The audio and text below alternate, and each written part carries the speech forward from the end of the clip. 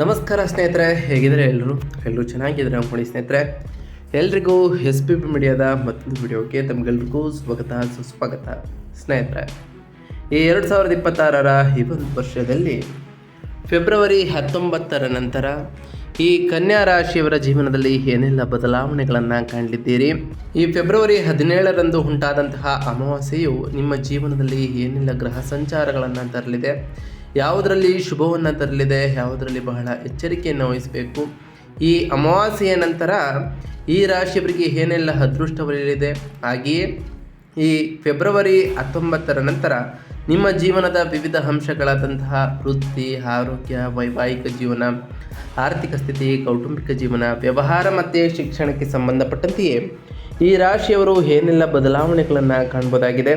ಹಾಗೆಯೇ ಈ ರಾಶಿಯವರಿಗೆ ಯಾವುದರಲ್ಲಿ ಶುಭವಾಗಲಿದೆ, ಯಾವುದರಲ್ಲಿ ಬಹಳ ಎಚ್ಚರಿಕೆಯನ್ನು ವಹಿಸಬೇಕು, ಹಾಗೆ ಇರುವಂತಹ ಸಮಸ್ಯೆಗಳಿಗೆ ಸರಳ ಪರಿಹಾರಗಳೇನು ಎಂಬುದನ್ನು ಕೂಡ ಇದೇ ವಿಡಿಯೋದಲ್ಲಿ ತಿಳಿಸ್ಕೊಡ್ತಾ ಹೋಗ್ತೇನೆ ಸ್ನೇಹಿತರೆ. ಆದ್ದರಿಂದ ವಿಡಿಯೋನ ಸ್ಕಿಪ್ ಮಾಡದೆ ಇಲ್ಲಿಂದ ಕೊನೆ ತನಕ ನೋಡ್ತಾ ಬನ್ನಿ. ಸ್ಕಿಪ್ ಮಾಡಿ ವಿಡಿಯೋನ ನೋಡೋದ್ರಿಂದ ಅಷ್ಟು ಇನ್ಫಾರ್ಮೇಷನ್ ಅರ್ಥ ಆಗೋದಿಲ್ಲ ಸ್ನೇಹಿತರೆ. ಸೊ ಫಸ್ಟಿಂದ ಎಂಡ್ ತನಕ ವಿಡಿಯೋನ ವಾಚ್ ಮಾಡಿ. ಹಾಗೆ ನಮ್ಮ ಈ ವಿಡಿಯೋ ಇಷ್ಟ ಆಗಿತ್ತು ಅಂದರೆ ವಿಡಿಯೋಗೆ ಒಂದು ಲೈಕ್ ಮಾಡಿ.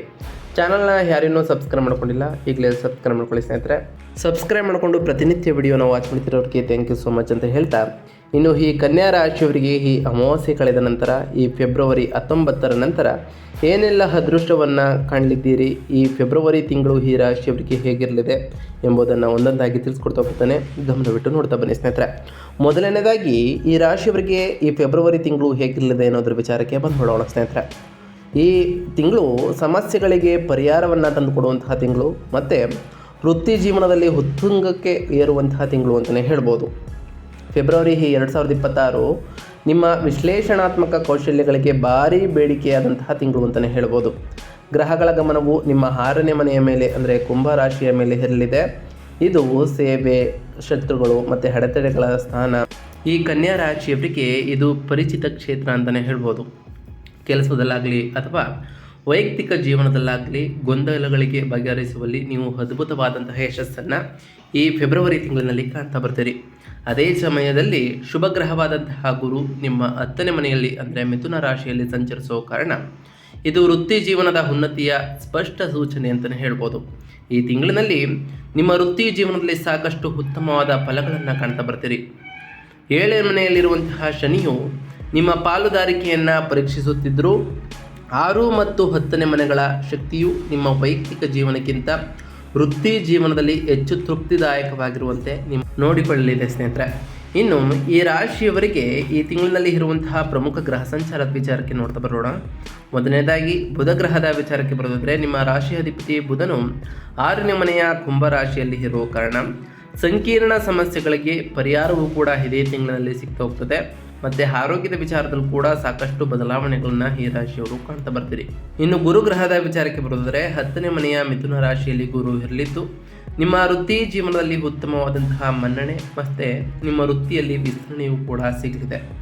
ಇನ್ನು ಮಂಗಳ ಗ್ರಹದ ವಿಚಾರಕ್ಕೆ ಬರೋದಾದರೆ 5ನೇ ಮನೆಯ ನಂತರ 6ನೇ ಮನೆಗೆ ಮಂಗಳನು ಪ್ರವೇಶವನ್ನು ಮಾಡೋ ಕಾರಣ ನಿಮ್ಮ ತಾಂತ್ರಿಕ ಕೌಶಲ್ಯ ಅಭಿವೃದ್ಧಿ ಆಗಲಿದೆ ಸ್ನೇಹಿತರೆ.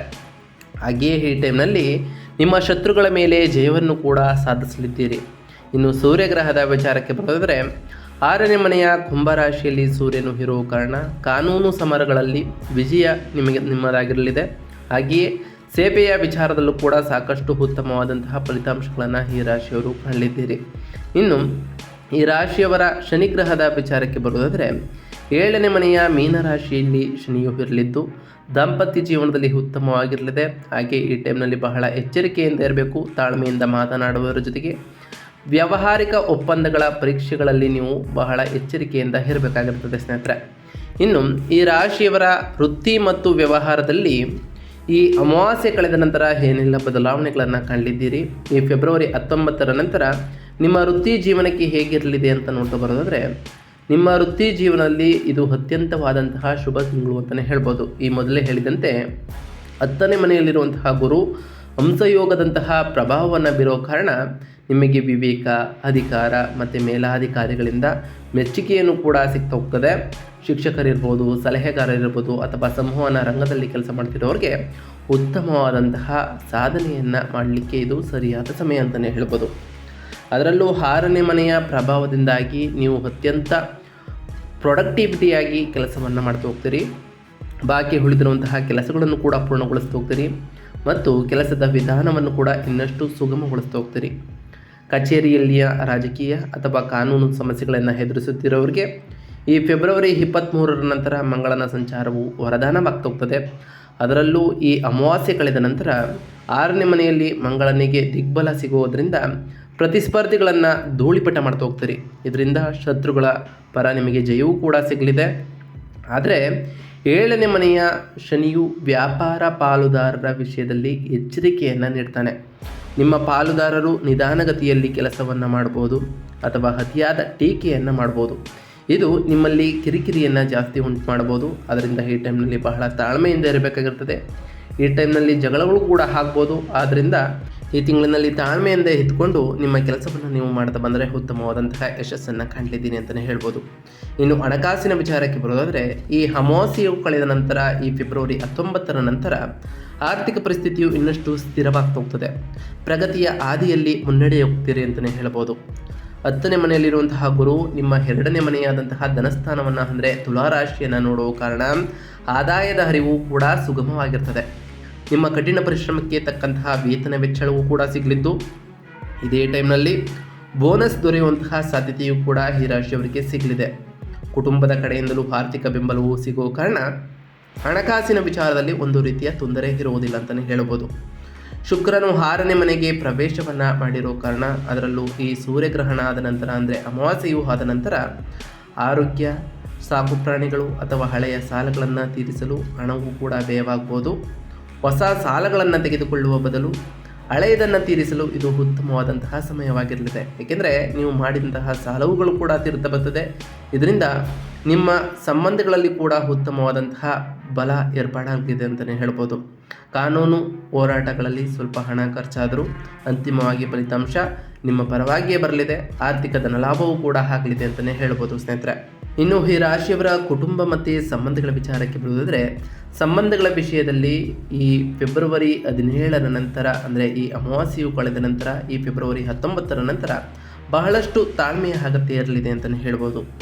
ಶನಿಯು ನಿಮ್ಮ 7ನೇ ಮನೆಯಲ್ಲಿ ಸಂಚರಿಸುವುದರಿಂದ ದಾಂಪತ್ಯದಲ್ಲಿ ಒಂದು ರೀತಿಯ ಅಂತರ ಅಥವಾ ಶೀತಲ ವಾತಾವರಣ ನಿರ್ಮಾಣವಾಗ್ಬೋದು. ಅಂದರೆ ನಿಮ್ಮ ನಡುವೆ ಒಂದಿಷ್ಟು ಜಗಳಗಳು ಕೂಡ ಆಗ್ಬೋದು. ನಿಮ್ಮ ವೃತ್ತಿ ಜೀವನದಲ್ಲಿ 10ನೇ ಮನೆಯಲ್ಲಿನ ಗುರು ಮತ್ತು ದೈನಂದಿನ ಕೆಲಸಗಳಲ್ಲಿ 6ನೇ ಮನೆಯ ಗ್ರಹಗಳು ಅತಿಯಾಗಿ ತೊಡಗಿಸಿಕೊಳ್ಳುವುದರಿಂದ ಸಂಗಾತಿಯು ಕಡೆಗಣಿಸಲ್ಪಡ್ತಾ ಹೋಗ್ತೀರಿ ಸ್ನೇಹಿತರೆ. ಕೆಲಸದ ಒತ್ತಡವನ್ನು ಮನೆಗೆ ತರಲಿಕ್ಕೆ ಹೋಗಬೇಡಿ. ಈ ಟೈಮ್ನಲ್ಲಿ ಇದು ಕುಟುಂಬದ ಸದಸ್ಯರ ನಡುವೆ ಕಿರಿಕಿರಿಯನ್ನು ಹೆಚ್ಚಿಸ್ಬೋದು. ಅವಿವಾಹಿತರಿಗೆ ಸಂಗಾತಿಯ ಹುಡುಕಾಟವು ಈ ಸಮಯದಲ್ಲಿ ಸ್ವಲ್ಪ ಕಷ್ಟವೆನಿಸ್ಬೋದು. ನಿಮಗೆ ಹುಡುಗ ಇರ್ಬೋದು, ಹುಡುಗಿ ಸಿಗೋದು ಈ ಟೈಮ್ನಲ್ಲಿ ಲೇಟ್ ಅಂತಲೇ ಹೇಳ್ಬೋದು ಸ್ನೇಹಿತರೆ. ಸಂಬಂಧಗಳಿಗಾಗಿ ಹಠ ಮಾಡುತ್ತಿರುವುದಕ್ಕೆ ಈ ಸಮಯದಲ್ಲಿ ಸ್ವಯಂ ಸುಧಾರಣೆಯ ಮೇಲೆ ಗಮನ ಹರಿಸುವುದು ಕೂಡ ಈ ರಾಶಿಯವರಿಗೆ ಮುಖ್ಯ ಅಂತಲೇ ಹೇಳ್ಬೋದು ಸ್ನೇಹಿತರೆ.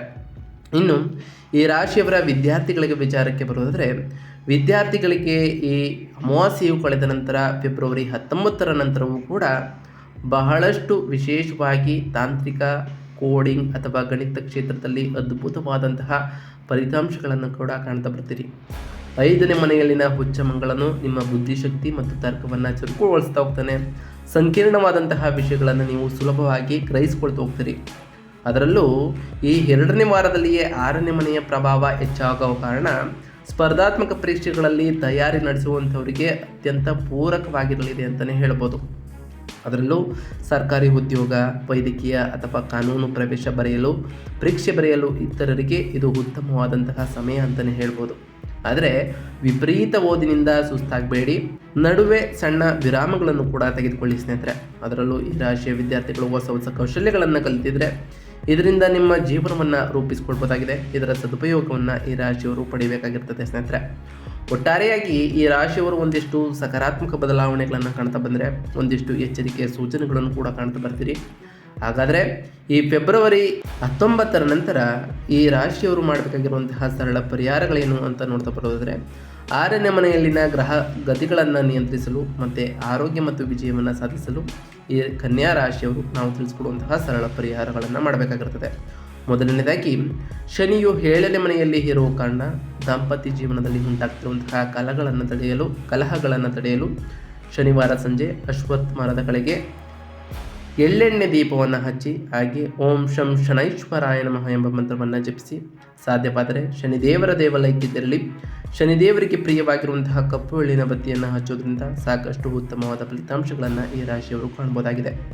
ಬುಧವಾರದಂದು ನೆನೆಸಿದ ಹಸಿರು ಬೇಳೆಯನ್ನು ಪಕ್ಷಿಗಳಿಗೆ ಅಥವಾ ಹಸುಗಳಿಗೆ ತಿನ್ನಿಸಿ, ಇದು ನಿಮ್ಮ ಆರೋಗ್ಯ ಸುಧಾರಣೆಯನ್ನು ಸಹಕರಿಸಲಿದೆ. ಹಾಗೆ ಬುಧನು ನಿಮ್ಮ ರಾಶಿ ಅಧಿಪತಿ ಆಗಿರುವ ಕಾರಣ ಪ್ರತಿ ಬುಧವಾರದಂದು ವಿಷ್ಣು ಸಹಸ್ರನಾಮವನ್ನು ಪಠಿಸಿ ಅಥವಾ ಕೇಳಿ, ಇದು ನಿಮ್ಮ ಮನಸ್ಸನ್ನು ಶಾಂತವಾಗಿ ಮತ್ತು ಏಕಾಗ್ರತೆಯಿಂದ ಇಡಲು ಸಹಾಯವನ್ನು ಮಾಡಲಿದೆ ಅಂತಲೇ ಹೇಳ್ಬೋದು. ಹಾಗೆ ಪ್ರತಿ ಶುಕ್ರವಾರದಂದು ತಾಯಿ ಜಗನ್ಮಾತೆಯಾದಂತಹ ಲಕ್ಷ್ಮೀ ದೇವಿಗೆ ಪೂಜೆಯನ್ನು ಸಲ್ಲಿಸಿ ಸ್ನೇಹಿತರೆ. ಲಕ್ಷ್ಮೀ ದೇವಿಗೆ ಪ್ರಿಯವಾಗಿರುವಂತಹ ಬಿಳಿ ಹೂಗಳನ್ನು ಅರ್ಪಿಸಿ ಪೂಜೆಯನ್ನು ಸಲ್ಲಿಸೋದ್ರಿಂದ ನಿಮ್ಮ ಜೀವನದಲ್ಲಿ ಸಾಕಷ್ಟು ಬದಲಾವಣೆ ಆಗೋದ್ರ ಜೊತೆಗೆ ನಿಮ್ಮ ಮನೆಯಲ್ಲಿ ಸುಖ ಸಮೃದ್ಧಿಯ ಜೊತೆಗೆ ಸಂಪತ್ತು ಕೂಡ ಹೆಚ್ಚಾಗಲಿದೆ ಸ್ನೇಹಿತರೆ. ಪ್ರತಿ ಗುರುವಾರದಂದು ಓಂ ಗುರುಭ್ಯೋ ನಮಃ ಎಂಬ ಮಂತ್ರವನ್ನು ಜಪಿಸೋದ್ರಿಂದ ಆ ಗುರುಬಲವೂ ಕೂಡ ನಿಮ್ಮ ರಾಶಿಯವರಿಗೆ ಬರಲಿದ್ದು, ನೀವು ಅಂದುಕೊಂಡಿರುವಂತಹ ಕಾರ್ಯಗಳು ಯಾವುದೇ ಅಡೆತಡೆ ಇಲ್ಲದೆ ನೆರವೇರ್ತಾ ಬರ್ತದೆ ಸ್ನೇಹಿತರೆ. ಇದಾಗಿತ್ತು ಇವತ್ತಿನ ಒಂದು ವಿಡಿಯೋ ಸ್ನೇಹಿತರೆ. ವಿಡಿಯೋ ಇಷ್ಟ ಆಗಿತ್ತು ಅಂದರೆ ವಿಡಿಯೋಕ್ಕೆ ಒಂದು ಲೈಕ್ ಮಾಡಿ. ಯಾರೇನು ನಮ್ಮ ಚಾನಲ್ನ ಸಬ್ಸ್ಕ್ರೈಬ್ ಮಾಡ್ಕೊಂಡಿಲ್ಲ ಸಬ್ಸ್ಕ್ರೈಬ್ ಮಾಡ್ಕೊಳ್ಳಿ ಸ್ನೇಹಿತರೆ. ಸಬ್ಸ್ಕ್ರೈಬ್ ಮಾಡ್ಕೊಂಡು ಪ್ರತಿನಿತ್ಯ ವಾಚ್ ಮಾಡ್ತಿರೋರಿಗೆ ಥ್ಯಾಂಕ್ ಯು ಸೊ ಮಚ್ ಅಂತ ಹೇಳ್ತಾ, ಹಾಗೆ ಕಮೆಂಟ್ನಲ್ಲಿ ಓಂ ಶನೈಶ್ವರಾಯ ನಮಃ, ಓಂ ಗುರುಭ್ಯೋ ನಮಃ, ಓಂ ಅಂಗರಾಯಕಾಯ ನಮಃ, ಓಂ ಲಕ್ಷ್ಮೀನಾರಾಯಣಾಯ ನಮಃ ಎಂದು ಕಮೆಂಟ್ ಮಾಡಿ ಸ್ನೇಹಿತರೆ. ಆ ಶನಿದೇವರು, ಮಂಗಳದೇವ, ಗುರುದೇವ, ಲಕ್ಷ್ಮೀನಾರಾಯಣ ನಿಮಗೆ ಆಯುಷ್ಯ ಆರೋಗ್ಯ ಸಮೃದ್ಧಿಗಳನ್ನು ಕೊಟ್ಟು ಕಾಪಾಡಲಿ. ನೀವು ಅಂದುಕೊಂಡಿರುವಂತಹ ಕಾರ್ಯಗಳು ಯಾವುದೇ ಅಡೆತಡೆ ಇಲ್ಲದೆ ನೆರವೇರಲಿ ಅಂತ ಆ ದೇವರಲ್ಲಿ ಕೇಳ್ಕೊಳ್ತಾ ಇವತ್ತಿನ ಒಂದು ವಿಡಿಯೋನ ಮುಗಿಸ್ತಿದ್ದೀನಿ ಸ್ನೇಹಿತರೆ.